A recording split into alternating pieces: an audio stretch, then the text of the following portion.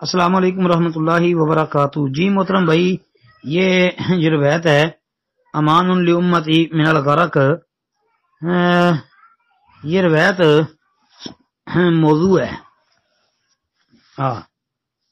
حسین بن علی رضی اللہ عنہ کے حوالے سے یہ ابن سنی کی عمل الیوم واللیلہ کے اندر موجود ہے کہ نبی علیہ السلام نے فرمایا امان لامتی من الغرق اذا رکبوا ان یقولوا بسم اللہ مجریہا ومرساہا ان ربی لغفور الرحیم وما قدر اللہ حق قدرہ علایا۔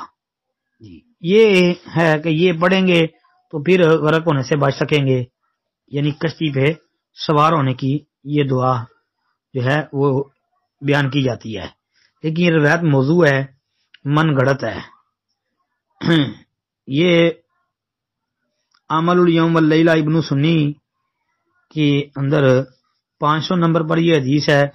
اس کے علاوہ مسند ابی یعلا کے اندر 6781 نمبر پر اور ایک نسخہ جو ہے 6775 نمبر پر ہے۔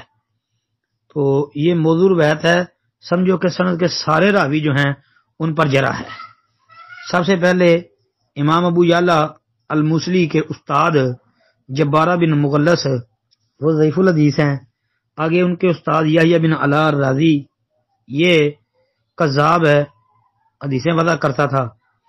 اور اسی طرح آگے اس کا استاد ہے مروان بن سالم، یہ مروان بن سالم الجزری ہے، یہ بھی کذاب حدیثیں وضع کرنے والا تھا۔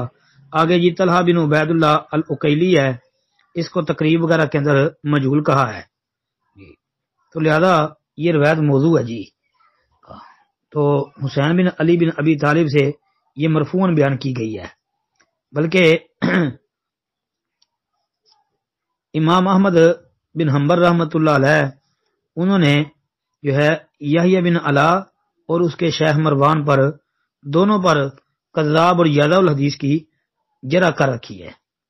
ایسے ہی امام ابو عروبہ الحرانی نے بھی جرح کی ہے اور محدثین نے بھی اس پر یہ جرح کی ہے، لہذا یہ روایت موضوع ہے جی۔